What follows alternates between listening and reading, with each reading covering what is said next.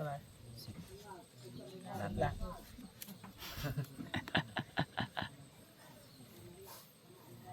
ดีใจบ่พอหลังจากนี้ได้หักเงินคำแล้วสิทำไอ้น้อยสิเห็นยังสิเห็นยังแน่กับเงินจำนวนนี้ ซื้อเขา เจ้าเดิม เสียอกเสียใจเด้ บ่เสียใจดอก นี่ก็ดีใจแฮงแหละเพราะว่ามื้อนี้เฮาก็เข้ากินก็หมดแหละพอดีมีเงินมาในจำนวนเงินนี่3ล้านกีบทางน้ำจิตน้ำใจอ้ายเคนนี่ก็ขออยู่ดีมีแฮงความเจ็บบ่ให้ได้ความใครบ่ให้มี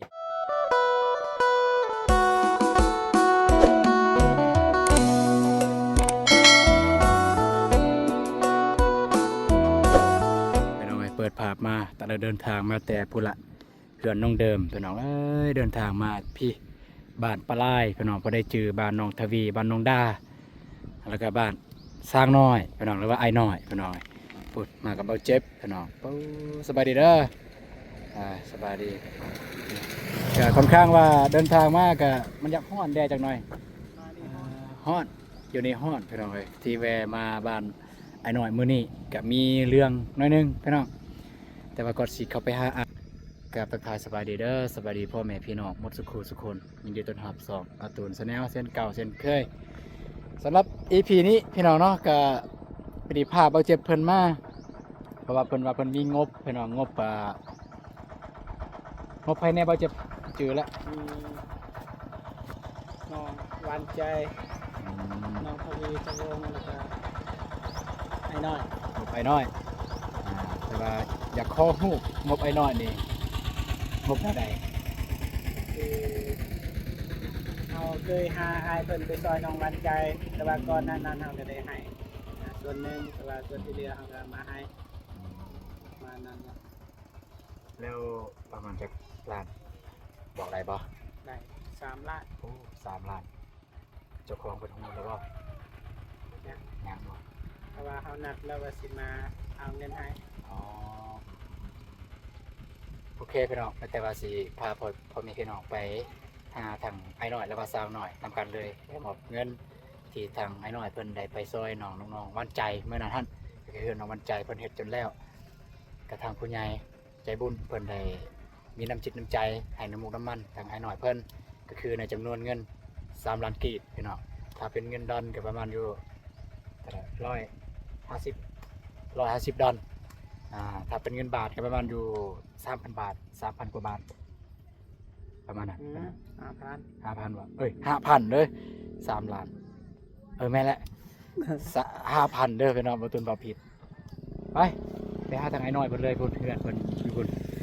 แน่นอนเขาได้โทรนัดแล้วเพราะว่าเขาได้โทรนัดทางไอ้น้อยไปที่เรียบร้อยแล้วแต่ว่าบ่ได้ซื้อหยังเลยให้ลูกให้หลานบ่ได้ซื้อหยังมาเลยโอ้เพิ่นต้อนรับดีแท้บ่เจ็บโอเคสบายดีโอเคขอบใจที่ออกมาครับเออ ไปอีกวันไปอยู่ไกลมีไอ้หน่อยป่ะสบายดีเด้อ โอ้ เมียอยู่ไทยโอ้ เมียอยู่ไฟ เดี๋ยวปากกองก่อน สบายดี ไปดีได้หน่อยเด้อ ให้เพิ่นปะกอกก่อน บอก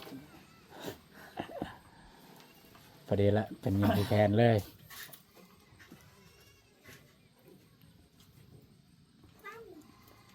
สบายดีบ้างล่ะสบายดีอะมา สบายดี สบายดีอะกะสบายดีเด้อไอ้เด้อ สบายดี ปะโถ กดอยู่อ่ะสิ กด มาไหมนะจับของมา จากมือเลยฮะได้เยอะ 20,000 โอ้2 มือ มียังงานยัง บ่มีสั่งนะบ่มีเงินจักสิซื้ออีสั่งให้เขากิน จะเอาให้จะ10,000 เฮาก็บ่ฮู้เด้บ่ฮู้ว่านั่น บอกว่า โอ้สำงานสำนี้ หรือบ่อีสั่ง คนที่เท่าใดอันคนที่เท่าใดล่ะ ที่สอง คนที่2ใส่ผู้กกอันนี้บ่นี่ผู้กกสำหรับวันนั้นคนที่2ได้ลูกสาวบ่แล้วบ่ลูกชาย ซ้าย ลูกชาย เอาอีกแล้วลูกชาย ซ้ายด้วย ยังบ่ยังสิเอาอีกบ่ พ พอแล้ว พอแล้วจักคนละ สี่ สีแล้วบ่รวม อ้าว มีบ่ลูกสาว อีหยังคือว่า โซ่ สองคือว่าสี่เนี่ย บ่มีเมียสองคน แมนอายมันมีเมีย2คน มีแฟนสองคน อันนี้ก็ลูกกับเมียเก่า อ๋อแมนว่ะ แม่คนเสีย เพราะว่าแม่ใหม่บ่หักลูกบ่ได้ดิเจะเคยบอกว่าตอนลมจะคอยเจ้าก็ต้องหัก เอ ลูก อ เคยน้ อันแหละ ำเคยบอก เขาไม่เลี้ยงหรอก ไอ้อีก ยังเขาหักกันกินเลย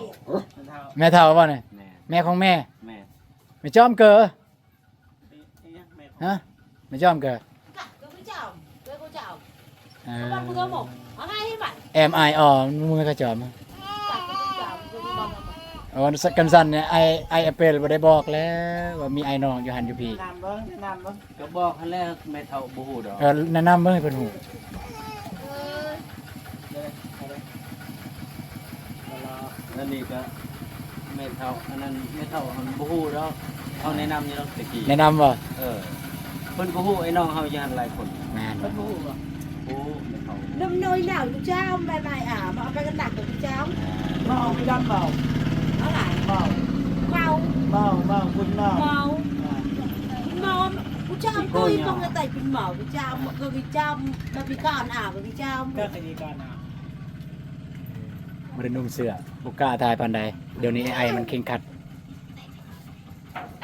กูจะเอามาเกะอะตะก็ไม่รู้เสื้อผ้า กินข้าวกับน้ำแล้วบ่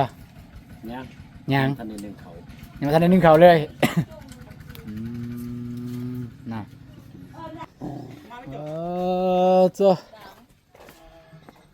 อืม ก็มันเอาไปถึงเราแป้งคนเจ้า แม่นยังนี่ไอ้ ต้มน้ำ โอ้ต้มน้ำให้เมียอาบบ่เนี่ย แม่น โอ้ตู้คนอยู่ไฟเนี่ยเบิ่งเนี่ยบ่เดี๋ยวเห็นบ่น่ะปอโซซ้ำซ้ำมันนั่นเลยซ้ำแบบเหืออืม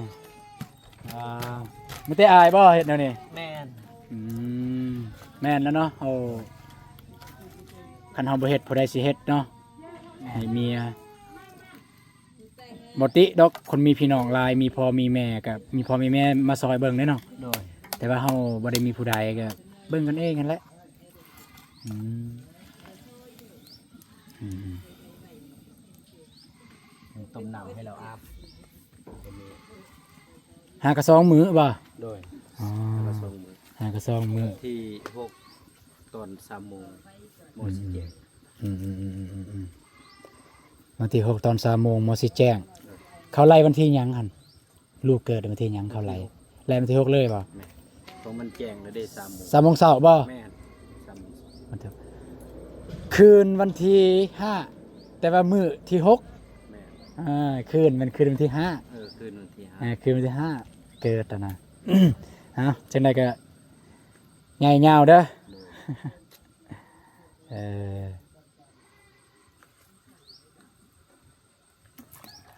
มันบ่ฮอดโพดบ่นี่ บ่จะน้อยก็ปนน้ำเย็นนี่ ปนน้ำเย็นอาบเลยปกตินี่อยู่นี่นี่คนอยู่ไฟนี่ประมาณจักมื้อเป็นเดือน20มื้อ เลย 20มื้อคือแบบเซาเลย ก็บ่เศร้าดอกก็บ่ได้ไปป่าไปดงอยู่สำทิศหนึงก็ไปได้อยู่ นั่นแหละ ประมาณจักมื้อหว่า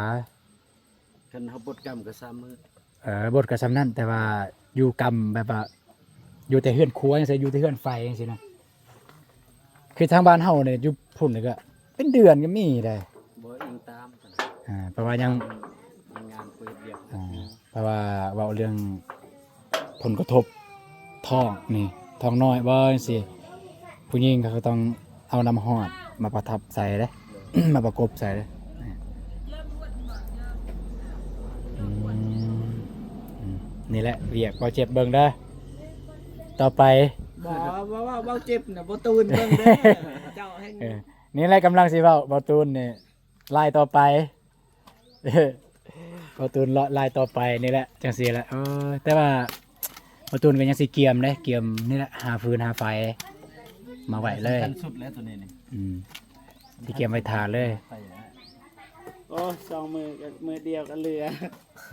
จากสตินไป ก็เลือก สอง อยู่ รถสามรถ แต่มันต้องการทานลายเด้ ทานกับทานเถอะกับไฟ อืมโอเคเอ้าก็คุยไปเฮ็ดเวียกไปนำเลย ที่ลงมามื้อนี้ก็บ่ได้มีหยังหลายไอ้น้อยบ่เจ็บยับมาให้ได้ยินเสียงกับไอ้น้อยเลย เออ ไอ้น้อยยับไปหั่นก็ได้มันฮ้อนงั้นแหละใส่ตังค์ไปเอาตังค์ให้พ่อจ้ะเด้อลูกไป ไปเอาตังค์ให้เอา บ่บอกบ่กล่าวเนาะ มันแต่เคยลงไว้นั่นเคยลง เอาลงอยู่ว่าสตอรี่ ไม่เห็น เพิ่น มื้อนั้นเวียกบ่ให้พ่อเจ้าเฮาอยู่นี่พ่อจะไปมีตังค์นำ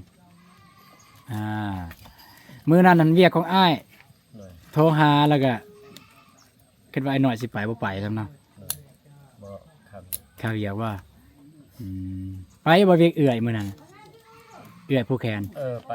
เฮาบ่ได้ไปอีก ผู้ใด เอื้อยคอยภูเก็ตร้าน เอื่อยอปลเอื่อยเฮาคือกันนั่นแหละหั่น คิดว่าสิไปเยี่ยมบ่เจ็บเลยบ่ได้ไป เพราะว่าฝนตกเด้ ฝนตกว่าอ่า ไปลินเลยบ่ได้ไปฝนตกมื้อนั้น อืม พากันกลับ ช่วงนั้นบ่แม่นยังเฮ็ดเหือนบ่ แม่ อ๋อ เฮ็ดเฮือนแล้วเครื่องบ่พอเลยโจะไว้ โจไว้ บัดมีเครื่องแล้วเราบ่ได้โทรหา บัดมีเครื่องแล้วบ่ได้โทรหาอ้ายบ่ได้ไปเฮ็ด เฮือนนั่น อ๋อได้ บ่เลยบ่ได้เฮ็ดบ่ได้ไปซอยเนาะโอเคได้มันแล้ว แล้วเด้เห็นไอ้น้อยเฮ็ดก็เกือบว่า90%น่ะเด้หั่น จนฮอด90%เลยยังแต่เรือแต่อีหยังคันได กันได้บ่ได้ ยังแต่คันได ลูกติ่งก็ได้เฮ็ด ลูกติงกันแล้วยังแต่คันได บ้าน จักมื้อรวมทั้งหมดอายไปเฮ็ดกัน จังหวัด ได้บ่อาทิตย์หนึง เดือน บ่ฮอดเดือนดอกสำทิศปลายนี่แหละ ตาย เออ แต่ว่าก่อนหน้านั้นเฮาก็เติมน้ำมันให้อ้ายเพิ่นอยู่แต่บ่จื้อว่าเท่าไหร่ อ่า บ่จื้อว่าเท่าไหร่ 2ล้านปลาย 2ล้านบ่ 2ล้านปลาย ปลายเท่าไหร่ 2ล้าน2 2ล้าน2แสนที่ตั้งบ่เจ็บเติมน้ำมันให้หรือว่าผู้ใหญ่แม่นบ่ ผู้ใหญ่นะ อ่า ผู้ใหญ่ ผู้ใหญ่เติมให้แต่ว่าให้บ่เจ็บเป็นสะพาน โดย แต่ว่า2ล้านกีบ ว่ามื้อนี้ก็สิมามอบเลยต้องกินน้ำใจอ้ายเพิ่นมันอาจจะบ่หลายแต่ว่าความตั้งใจของผู้ใหญ่นั่นแหละ แม่นก็พอดีเหมาะเจาะเลยเนาะ เหมาะเจาะเลยพอดีเราบ่มีเงินบ่แม่นเบิดนี่ได้อ้าย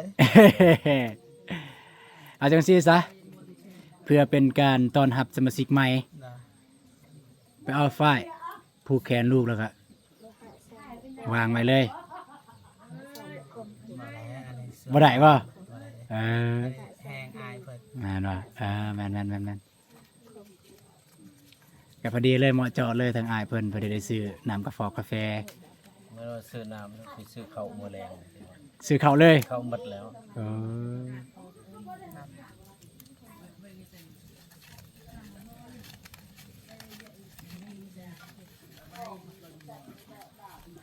เท่าไหร่ นั่น ละ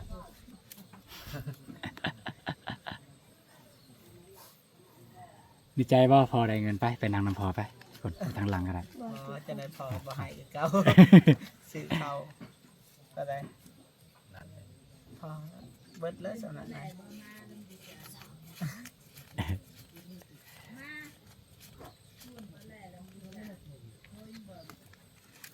แม่นแห้งผลบ่อไฟ แห้งก็ดีคือกันเอาไปอาบแล้วก็ปนกับน้ำเย็นพอดีเลย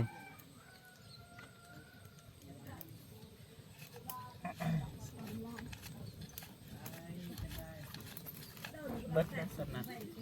นี่คือน้องเงินน้องน้ำหวานกับน้องทวี ได้ ประมาณนั้นได้อ้ายมันอาจสิบ่หลายแต่ว่าก็อ้ายเพิ่นให้ขนาด สำนี้ก็เขาบ่ขอบใจคือกัน นะสิแบบบ่พอใจนะ เอาเบาอะไรโอ้ยมันก็เนี่ยจนน้ำตาซึมมาแล้วฮัน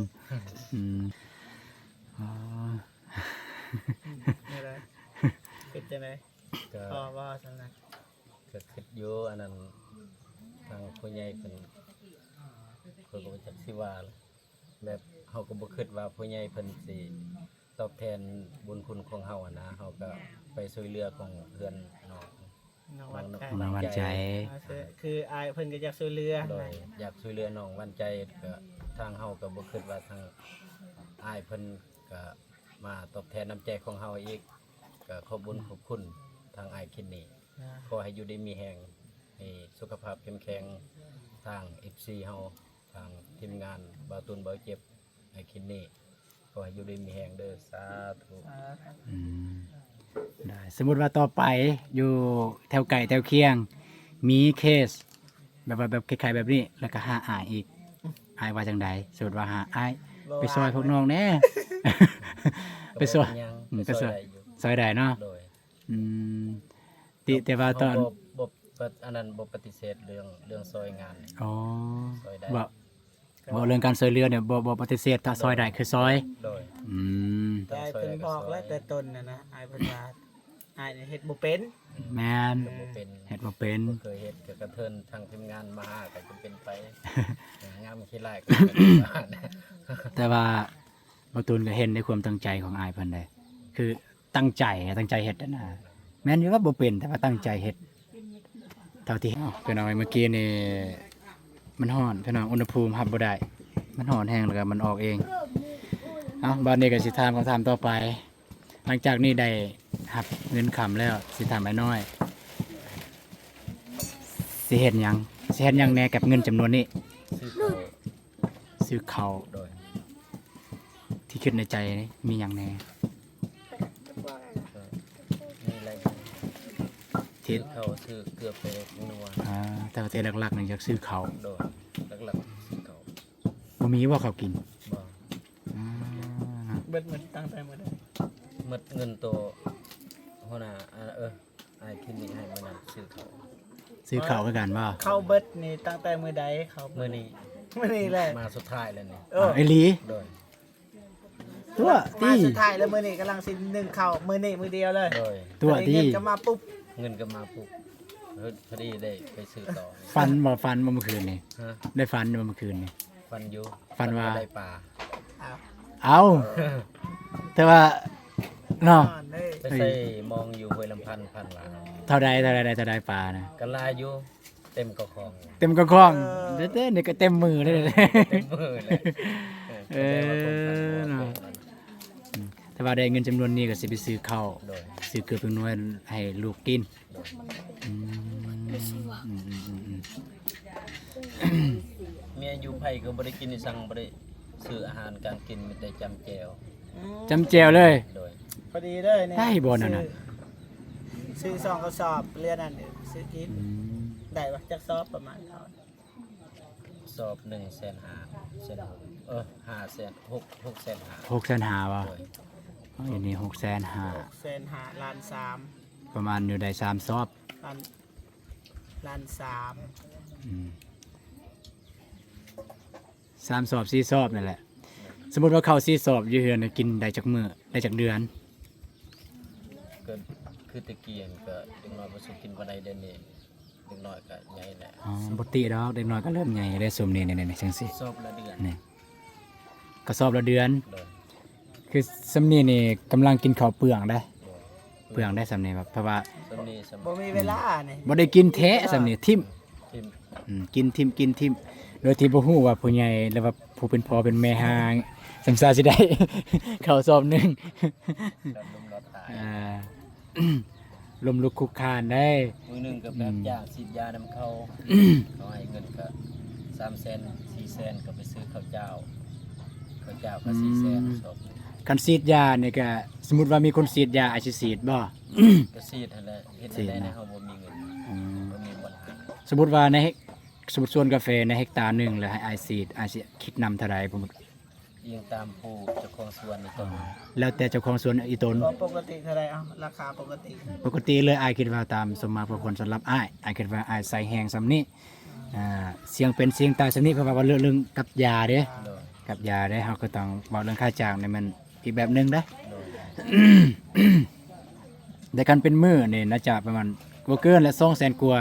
โดย หรือว่า300,000 คืออยู่บ้านนี่เขาเคยไปซีดรับซีดนำเขาก็เตาหนึ่ง70 เต้าหนึง70,000โอ้เต้าหนึง70,000ในมื้อหนึงได้จักเต้า ก็อิงตามสภาพอากาศ สภาพอากาศนี่เนาะ โดย ถ้าฝนตกก็บ่ได้ซีด มันร้อนแห้งก็เฮาซีดบ่ได้ ฮ้อนแห้งก็ซีดบ่ได้ โดยเพราะว่าค่าหญ้าเด้ มันอายมันขึ้นมาเนาะ มันขึ้น อืมแม่นเลยมันบ่ได้กันสั่น เฮกตาร์หนึ่งเนี่ยเอาไรประมาณเท่าไร นั่นคือแถวอันนั้นเส้นว่างหันเฮกตาร์หนึงก็5ล้านเพิ่นจ้างซีดยาค่าหญ้า เฮกตาร์หนึ่ง5 ล้าน โดย มันก็เหมาะสมเลยเนาะ เส้นว่างทางเมื่อสารวัน เพราะว่าโอ้ยทางนั้นอากาศร้อน ก็ ร้อนซะจะซีดได้เนี่ยซีดได้แต่ตอนเช้า งิน เขตน่ะต ต้ อนเช้า ต้นแรงเฮาบ่ได้เฮ็ด ตอนแรงบ่เลยบ่มีเลย ในบันแดดแห้ง แต่คันเจ้าดุในกลางคืนซีดกลางคืนเอาคันดุ เพิ่นก็บ่เห็นอีก อ่า เจ้าของสวนบ่ไว้ใจเฮาอีกจักหน่อยบางทีเฮาบ่ได้ไปซีดเอาไปทอกกินยาก็มีก็ อ่า เป็น ไม่แต่ว่าเฮาก็ให้เกินว่าคำมันสัญญาให้ความมั่นใจให้เพิ่นนั่นแหละเอ้ย โดย ในคำเว้านั่นแหละว่าถ้ามันบ่ตายเฮากลับไปซีดใหม่ โดย แน่นั่นเพิ่นก็เชื่อมั่นบาดนี้ โอเคไปเดินทางเฮา เป็นยังสั่นเลย มันจะจังสั่นแล้ว ก็ขอบใจเด้อทางอ้ายคินนี่ โดย ขอบใจน้องในจำนวนเงินนี่3ล้านกีบทางน้ำจิตน้ำใจอ้ายคินนี่ก็ขออยู่ดีมีแฮงความเจ็บบ่ให้ได้ความไข้บ่ให้มีขอให้อยู่ตลอดปลอดภัยทางทีมงานบ่ตูนบ่เจ็บอ้ายเตียงทองขอให้อยู่ดีมีแฮงไปหาสู่หาแวกก็ให้อยู่ดีมีแฮงเด้อให้ตลอดปลอดภัยสาธุ สาธุ อายุมาคนเยิน เลย สู่คน เป็นนะ กระบอกเป็นไร ก็เป็นจะได้ทหารเก่านั่นน่ะ ว่าตูนมาพูดแคนหลานว่า ฮะ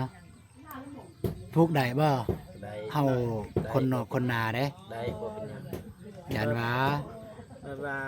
แห่กินได้สู้ว่ากินได้ ให้เราว่าจะนะแบบเราว่าจะนะแบบ ไกลโลกงา อั น นไรลงง่ายยังนักไปเดย์ยังไม่ชุบพวกลูก